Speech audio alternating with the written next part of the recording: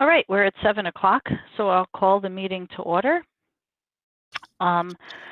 We have to make a couple changes to the agenda, as those of you who are on might have heard us talking about. So the first is we're going to add an executive session. We have the need for an executive session for a contract-related issue, and that we will put after Transact Other Legal Business at the end of the meeting. And then are we removing the ballot? Is that what we're removing? Yes, that is correct, because the ballot will need to have folks who are interested in the elected officer positions. So the ballot will have to be developed later after the 25th of January, and we can approve it at that point. Okay, so we're going to remove item number 6 then from the agenda for the reasons that Dave just stated. George. On the ballot issue, had you given a thought that you might need to put in a space for write-in candidate? Indeed, I have, and so we can get to that when we get to that part of the action, George. But yes, we've given that thought. Okay, so is everyone good with the agenda as we've amended it? Give me a thumbs up. Okay, we'll move on then to public input and announcements. And I understand that, Gail, are you the anonymous person that's on video? And did you want to speak?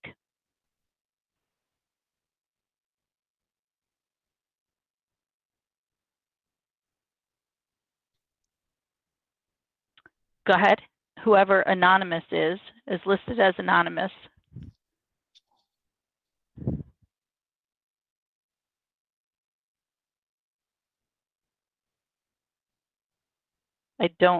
We're not hearing you if you're speaking. That person is still muted, is what it's showing on my screen. Okay, so you have to click the little microphone to unmute yourself.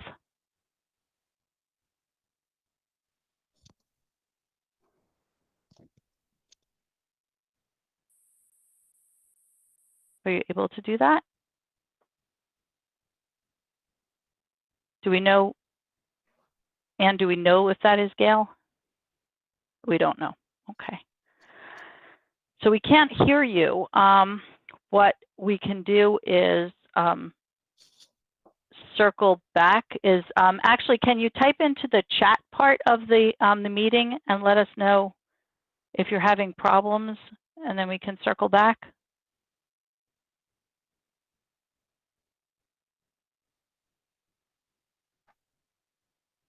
Okay.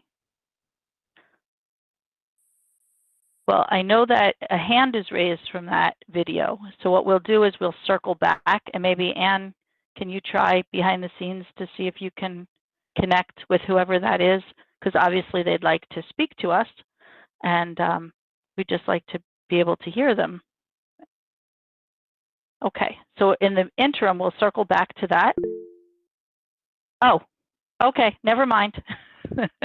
It's for those who are listening and might not see that chat, it is one of our town clerks, and she's just saying that she didn't intend to speak, but she's not sure how to unmute.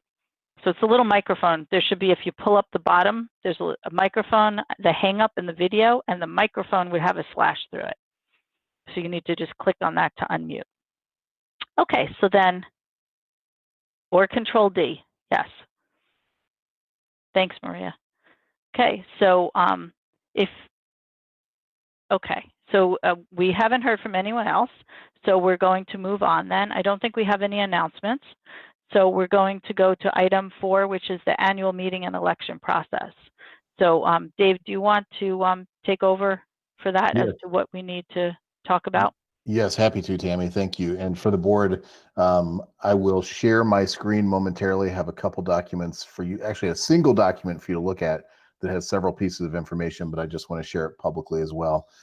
So please bear with me for the moment. And as I'm doing that, I do want to point out that our district clerk, Heather Kent, is with us this evening. I asked her if she was interested in joining us just to, just be here for this conversation, thought that was worthwhile. And we appreciate Heather stepping in to fill that position for us. Again, I apologize. Give me just a moment.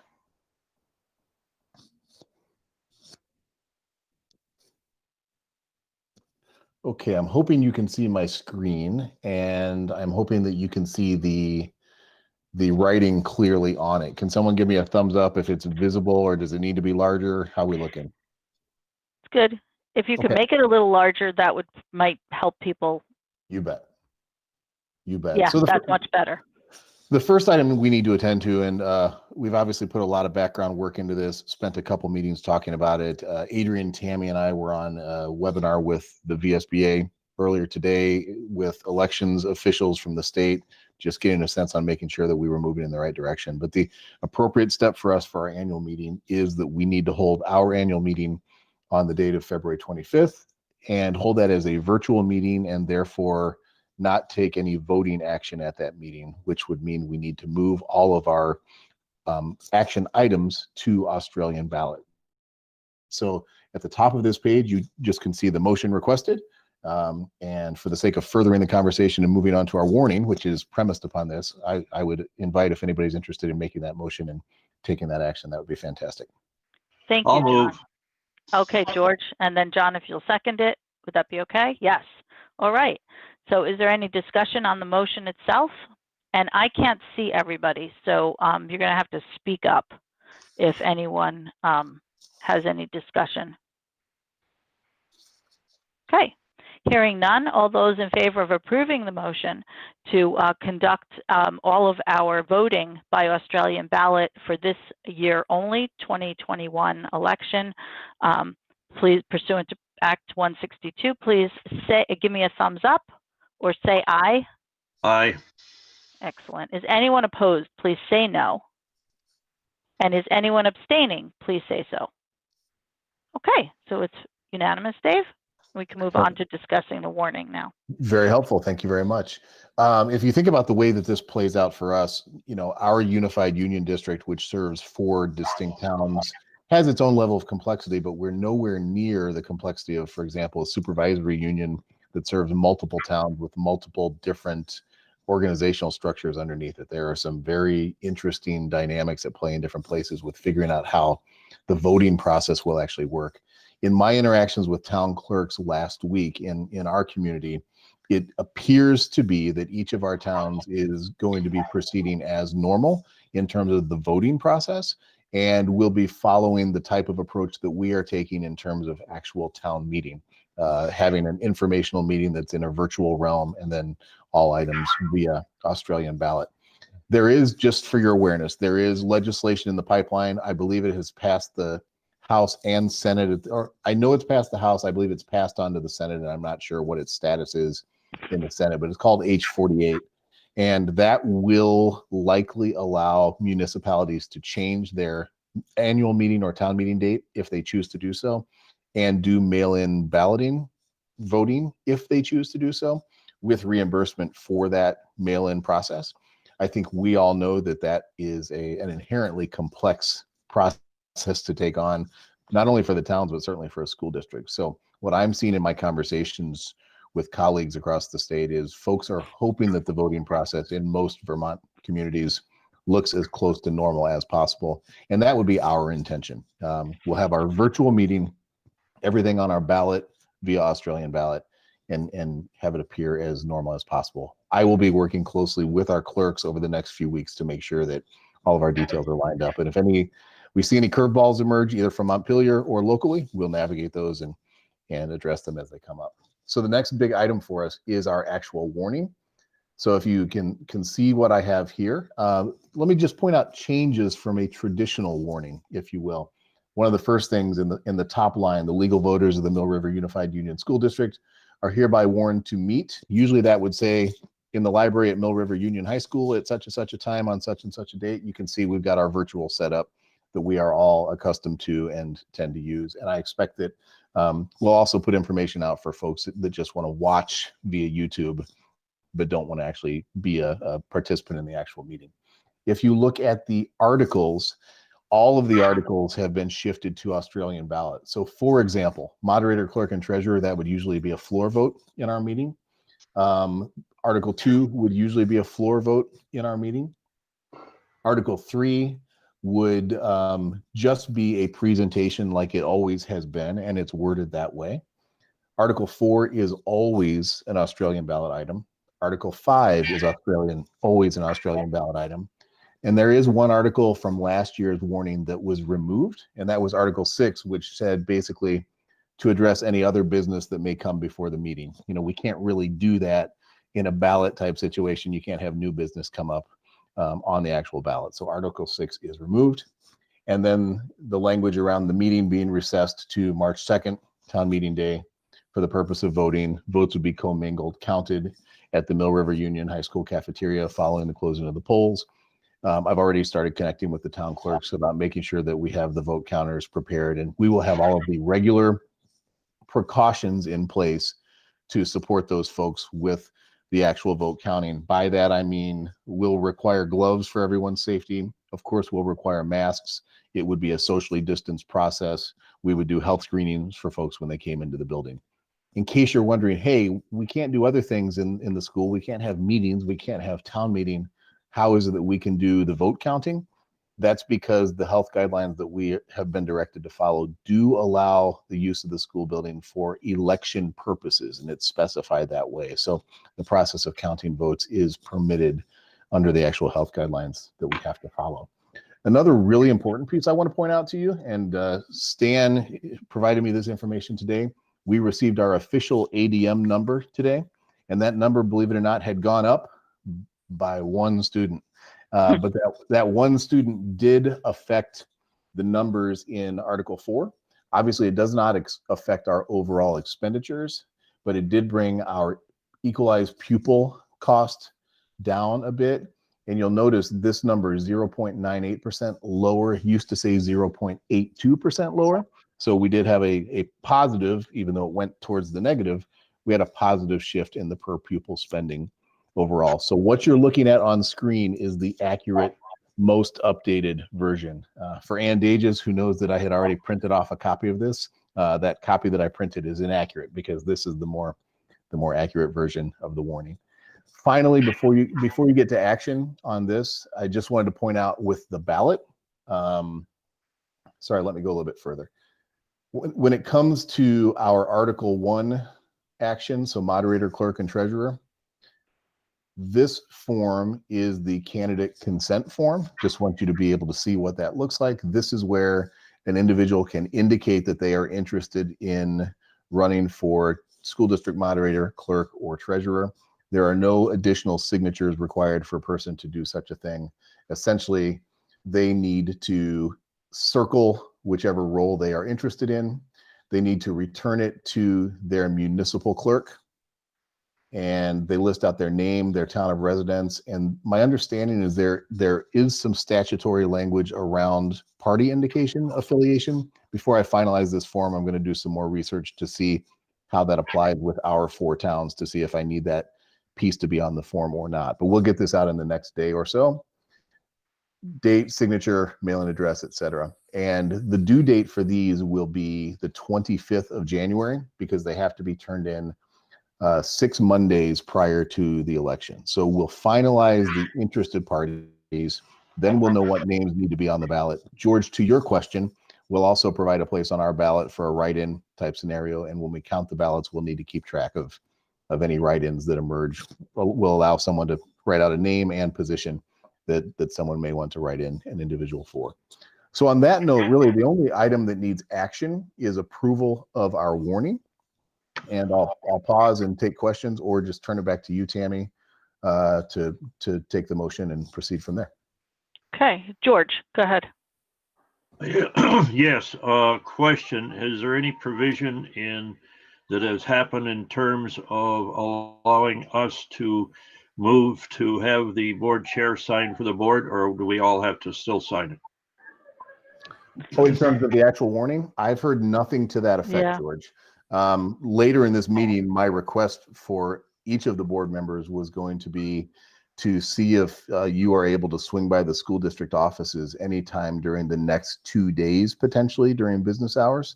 I've got several things laid out for signature purposes, including some contracts and theoretically the warning and that type of thing. So we don't have any leading that just the chair can sign the warning, George. Okay. Okay, John, go ahead. I actually was wondering something about that same sort of situation. I'm wondering if an actual roll call vote would suffice in place of the signatures. If each of us, signifies that we agree to it, I'm not sure if that would suffice for signatures. It might. John, I love the idea. I don't want to say, yeah, that's legal and then be wrong. But what we could do is we could do a roll call vote. And then first thing in the morning, I can pursue that answer. And if we find that out, we can eliminate that need. If you wish to proceed that way, that's certainly doable. How do folks feel about that? Again, I can't see everybody. So if anyone objects to that, let me know. How's that? Okay, does anyone else have any comment? Len, I can see you. Hi there. Just a question in terms of getting out this notice. Does it go in the newspaper at all, or is it just electronic, or how does that work? Do you mean the consent form for people who are interested in running for the office, or the warning itself? Both. Yeah, so we're required to warn publicly. We're required to warn in the paper, in the Herald for the meeting. My early plans in terms of getting the consent form out would be obviously all of our electronic means, right? We can put that on the website. We can issue by email in-house. We can use social media, etc. Plan would also be to run paper copies and deliver those to our 4 town clerk's offices so that if someone is in a clerk's office and has that interest, it's available. Happy to hear any other suggestions that folks might have about ways to get that out there, get the message out about people needing to sign up for those roles. But that was the tentative plan, Len. Well, and I would just think about maybe a little article in the paper, and I know it costs some money, but a little blurb in the newspaper that says, if you are interested in running for either of these 3 offices,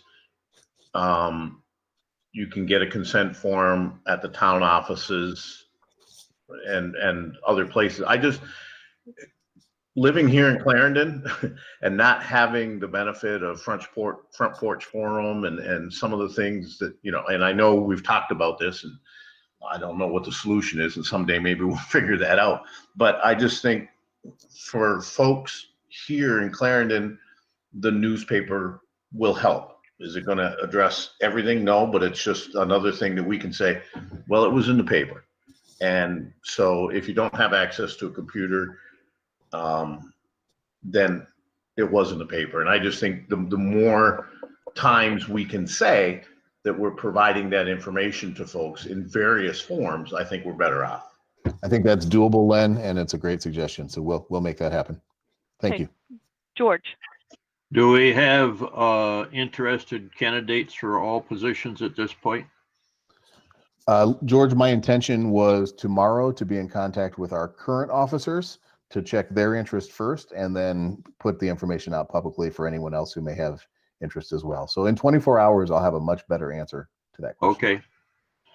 I know that Anne had also just entered in the chat area if the board members who distribute regularly in their towns documentation for the school board would be willing to distribute those consent forms similarly. So Len, yes, and great. Where would I pick them up? At the town hall? At the town office? Or probably at our office, I would think. Yeah. We probably for you, Len. Mm-hmm. Yep. All right. Thank you. Okay. I'd just like to redirect us to the language of the warning so that we can get that off the screen, is if there's any changes to it, if we need to make any, if everyone's pleased with the way it's worded, just so that we can see everybody. It would be an easier discussion for process after that. So does anybody have any discussion with regard to the actual wording of the warning? Okay, I don't hear anybody. So, so Dave, do you want to stop presenting that then? And this way we can get back to seeing everybody? Okay. Hi, everybody. It's nice to see you all again. So does anybody have any further discussion with regard to the process that's involved or any questions in that regard? Okay, so hearing none, what we need then is a motion to approve the warning. John, thank you for making that. George, would you second it since you've unmuted? Yes, second. Okay, so for purposes of what John had suggested, we'll do a roll call vote. So when I call your name, and it will be in the same order that was on the warning. So when I call your name, if you can say aye or no, and that would be helpful. So George, you're first. Aye, yes. Thank you. Len? Yes. Great. John? Yes. Doug? Yes. Thank you. Adrian's not with us, I don't think, right? No. Andy? Yes. Okay. Amy is not with us, correct? So then BJ? Yes. Okay. Liz is not with us. So Maria? Yes. And I'm a yes. And Heather, do you want to indicate your consent to the form of the warning verbally so that I'm sure you're going to sign it, but you and I have to sign it by law, but this way it's for the record. Yes. Thank you, Heather. Okay, so the warning is approved. And then we will figure out the mechanics of getting it signed by everyone. So Dave, you'll reach out to everybody and let us know when it's ready, and if that roll call was sufficient or not, we'll figure that out, you and I. Indeed, I will. So I'll let the board know either that roll call was sufficient, and then I'll just work with Tammy and Heather. If not, I will ask everybody to make a trip by the offices at their earliest convenience, and we'll get it sorted out and prepped. This coming weekend starts the 40-day window of our 30 to 40-day time frame to get the warning out, so we're okay. We've got time to make things happen. So thank you. Okay, George. Just a question for Dave. If we stop by the office to sign these documents, will there be cookies involved? George, I don't know how to answer that question. I'm not sure what kind of setup I'm walking into if I do answer that question. Wonder if we're allowed in the building. I just have a quick question. Are our key cards going to get us in, or will we be buzzing ourselves in? That is a fantastic question, John. I believe the answer is that your cards are turned off at this time. So you'd want to plan to buzz in is the safest bet. Excellent. Thank you. So then we will move on to number 7, which is George's favorite part of the meeting, Transact Other Legal Business. You could have saved your cookie question for that, George. Well, I appreciate that, but I just wanted to get in as soon as possible on that request. Unfinished business that I have is directed to Dave. I chatted with our town clerk this morning in terms of how things were going, and she seemed to be happy with all the communications that had been happening. Okay. Any other legal business? Len? Just a question. All of these are going to be available on the regular voting day in terms of ballots, or are they going to be mailed out, or how is that going to work?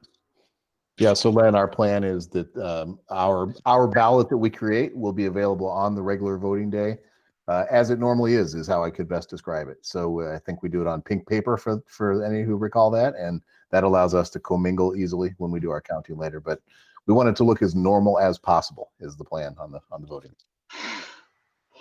Okay. Anyone else have any other business or questions, comments? Okay. As we had discussed at the beginning of the meeting, we do have a need for an executive session. That executive session is related to contracts with regard to training, and therefore we need 2 motions to go into executive session. The first would be a finding that discussion of those contract negotiations in public would put the board at a disadvantage in its contract negotiating with vendors. And would someone care to make that finding? Make that motion. I will. Thank you, BJ. Thank you, George, for seconding. So All those in favor of finding that entering into or discussing contract negotiations regarding training with vendors would be put the board at a disadvantage. I can't speak tonight. I apologize for that. Please give me a thumbs up. Okay. Anyone opposed? Okay. And then would someone please make the motion for us to enter into executive session for that purpose? So moved. Thank you, George. Is there a second to that? Thanks, John. All those in favor of moving into executive session at 7:25 for that purpose, give me a thumbs up.